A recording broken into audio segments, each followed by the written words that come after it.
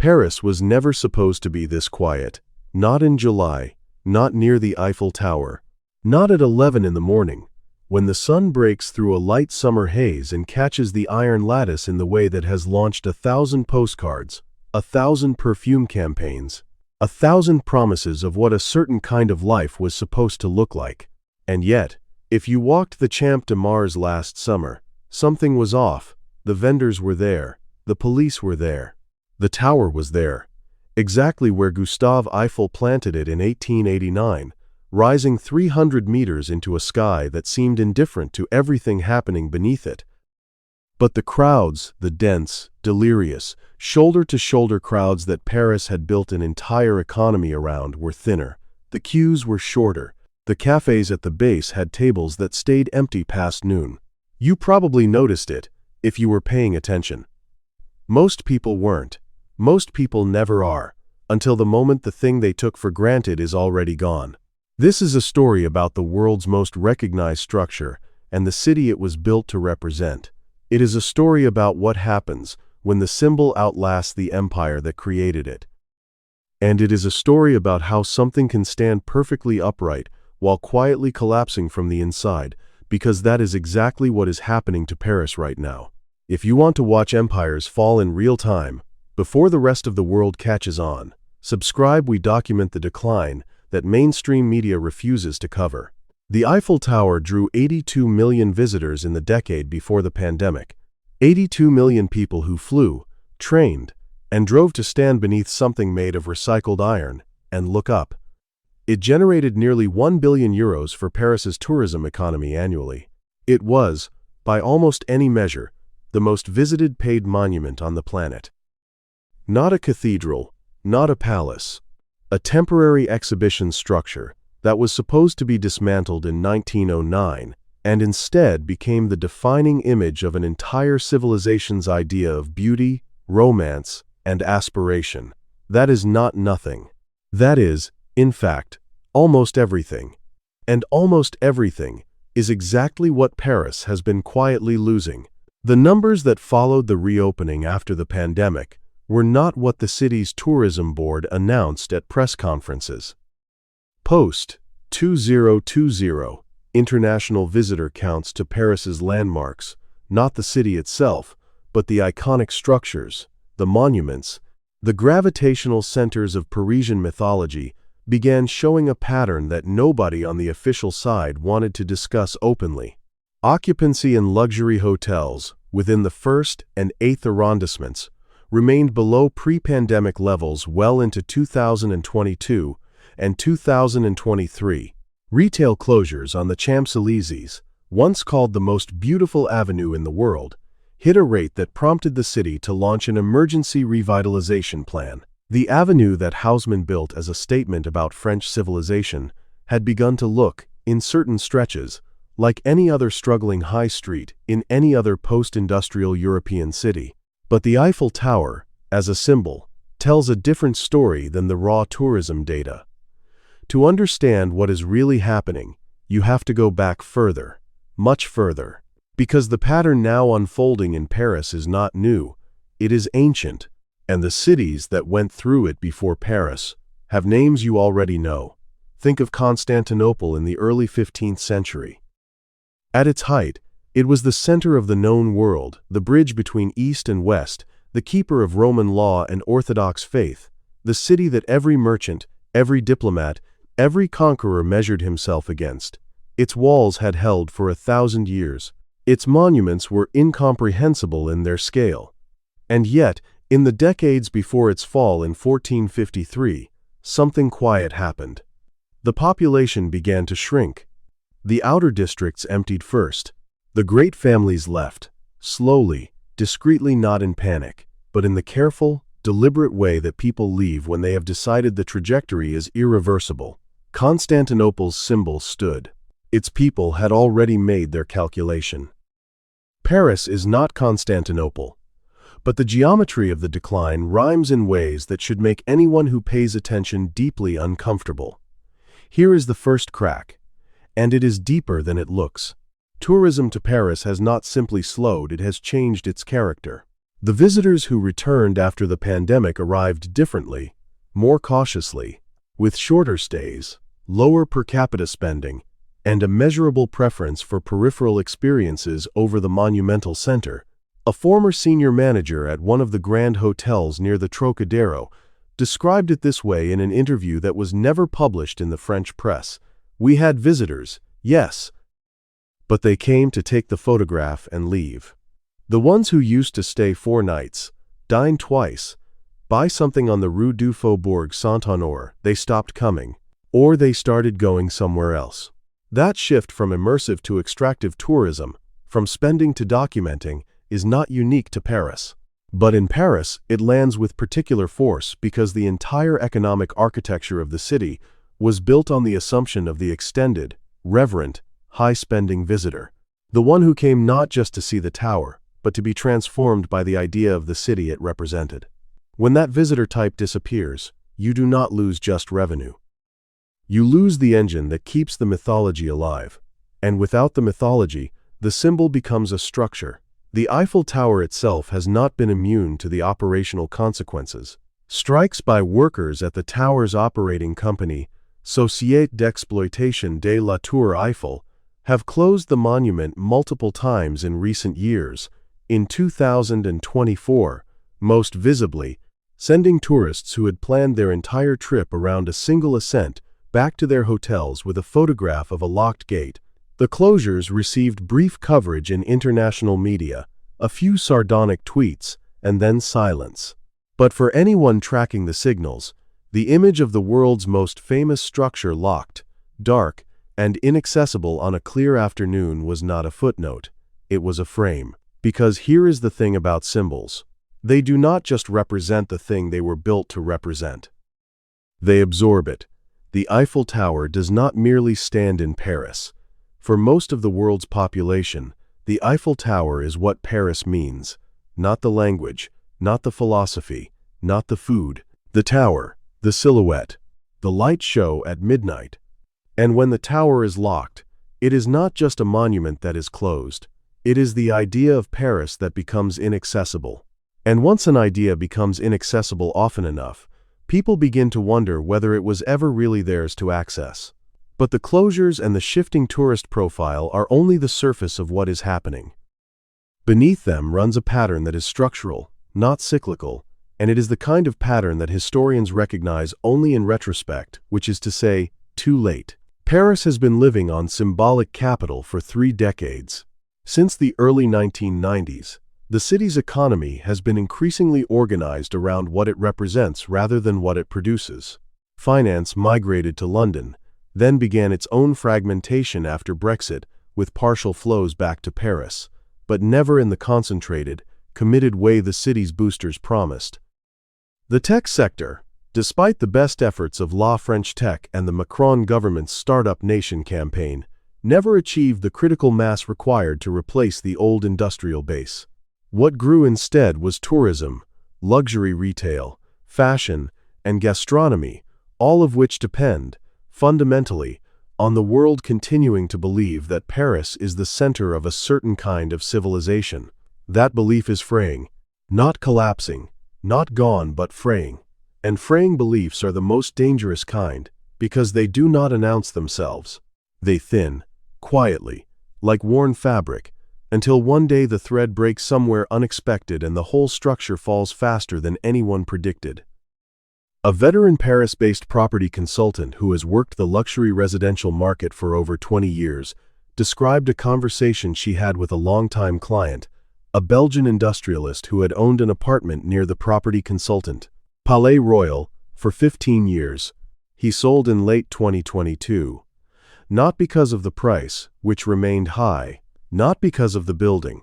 He said to me, she recalled, that Paris no longer felt like a reward. It felt like a project. Everywhere you go, there is something broken, something closed, something argued about. He loved Paris. He still loves Paris, but he loves the Paris that used to exist. That phrase, the Paris that used to exist, is doing enormous work in the current moment. because it marks the precise point at which a city stops being a living aspiration and becomes a managed memory. And managed memories, however beautiful, do not generate the kind of organic energy that keeps a city at the center of the world's imagination. They attract pilgrims. And pilgrims, unlike citizens and investors, come once, take what they need, and leave. If patterns like this fascinate you, hit the like button. It signals the algorithm to keep this kind of investigation alive. Now we arrive at the part of the story that is not in the tourism reports, the part that requires you to look at the Eiffel Tower, not as a landmark, but as a diagnostic instrument, a kind of civic barometer that, if you read it correctly, tells you the actual pressure inside the system it was built to glorify. Gustave Eiffel did not build a monument. He built a demonstration. The tower was France's answer to the Industrial Revolution, an assertion that French engineering and French ambition could produce something that had never existed: the tallest structure on Earth, built in 26 months, using nothing but iron and mathematics. It was, at its core, a statement about what modernity meant and who owned it. The tower did not say, "Come and look at how beautiful we are." It said, "Come and see what we can do." That is a completely different kind of authority. And it is precisely the kind of authority that Paris has spent the last 30 years spending down without replacing.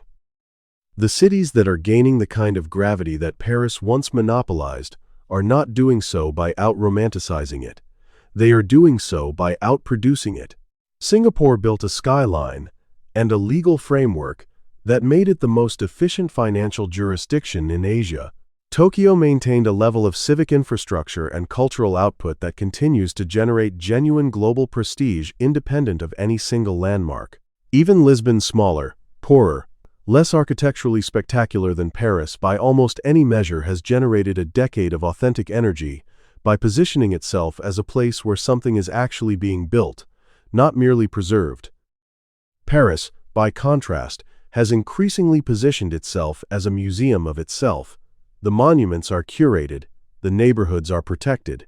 The aesthetic is enforced, which is part of why the skyline has barely changed since the Pompidou Center caused a scandal in 1977. That aesthetic enforcement is the visible expression of a deeper choice: to preserve the idea of Paris over the vitality of Paris. And for a long time, the world was willing to pay for the idea. The question that nobody in the French cultural establishment wants to answer publicly is whether the world still is. The 2024 Olympic Games were supposed to provide the answer. Or rather, they were supposed to make the question irrelevant, at least temporarily. Paris would be on every screen on Earth. The Seine would be clean. The monuments would be floodlit and full. The world would remember what Paris was for. And then came the reality. The Seine's water quality failed test after test in the months before the opening ceremony. The triathlon and open water swimming events were delayed. The cleaning project, which had taken decades and hundreds of millions of euros, turned out to have been insufficient to the actual biological challenge of the river. The city that had staked part of its Olympic narrative on swimming in its own river could not, in the end, guarantee that the river was safe to swim in. This is not a minor detail.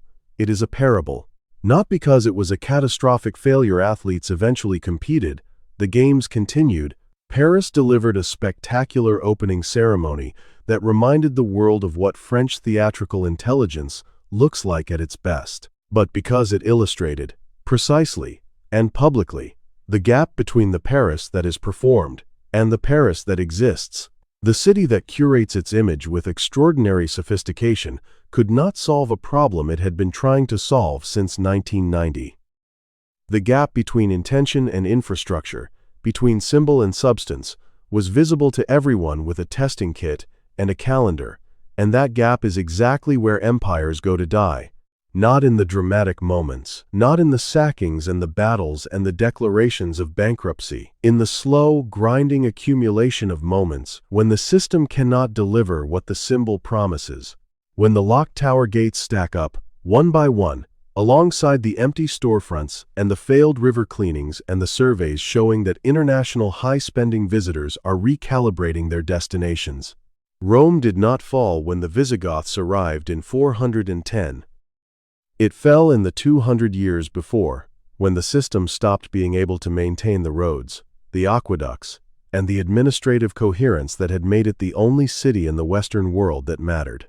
By the time the gates opened, most of the people who understood what Rome had been were already gone, or old, or simply too tired to argue. The Eiffel Tower will not fall. It is made of iron and maintained by a city that understands, at the most commercial level possible, what it represents.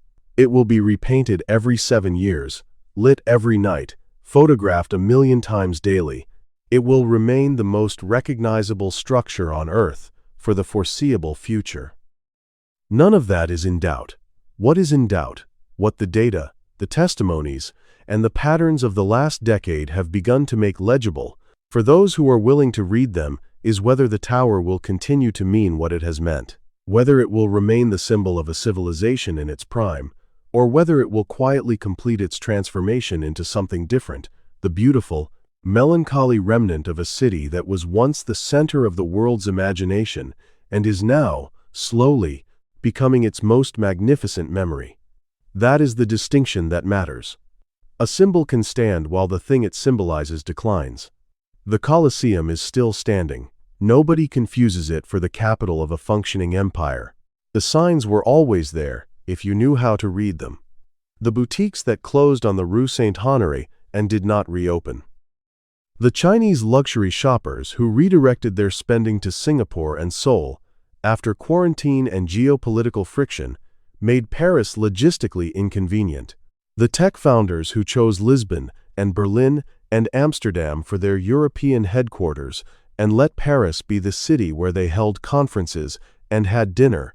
The French artists and intellectuals who, in a pattern that would have been unthinkable 20 years ago, began building their most interesting work elsewhere and merely licensing their Parisian identity as a brand. Every one of these is a small thing. But small things, compounding quietly over a decade, become the kind of structural shift that only looks inevitable in retrospect. The historians who write about the decline of Paris as a global capital, and they will write about it, eventually, because historians always do, will say that the signs were obvious, that anyone paying attention could see, that the Eiffel Tower stood immaculate above a city that was quietly losing its grip on the world's imagination, and the locals noticed, and the insiders noticed, and everyone waited for someone else to say it out loud first. Consider this that moment. Paris is not dying. Cities of this depth, this history, this architectural and cultural density do not die. They transform. What Paris is losing is not its beauty or its relevance, it is its unchallenged centrality. Its position as the default answer to the question of where civilization lives at its highest pitch.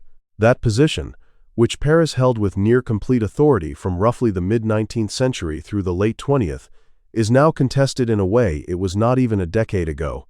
And contested centrality, in the geography of global aspiration, is the first stage of a very specific kind of decline, not collapse, displacement. The Eiffel Tower will still be there when it happens. Rising from the Champ de Mars, catching the light at 7 in the evening, triggering the exact neurological response it was built to trigger. The photographs will be taken, the postcards will be sent, the wedding proposals will happen on the Trocadero, and the couples in the pictures will not know, or will not care to know, that the city around them is in the middle of something that history will record as a turning point. That is, perhaps, the most unsettling thing about the decline of a symbol. It does not interrupt the ritual. The ritual continues, perfectly, while the meaning slowly drains out of it. You can stand beneath the tower and feel everything it was built to make you feel, and the city can still be losing what made that feeling true. Empires do not fall because their monuments collapse. They fall because their monuments stop being windows into a living civilization and become mirrors reflecting a civilization that has already passed. The Eiffel Tower is not there yet. But the distance between where it is and where that line sits is shorter than Paris's tourism board would like you to believe, and shorter than it was 10 years ago, and shorter than it will be 10 years from now. We started this chapter with the question of what it means when the world's most famous structure starts standing empty. The answer, as it turns out, is not about tourism statistics or strike actions or post-pandemic recovery curves. The answer is about the relationship between symbols and the civilizations that produce them.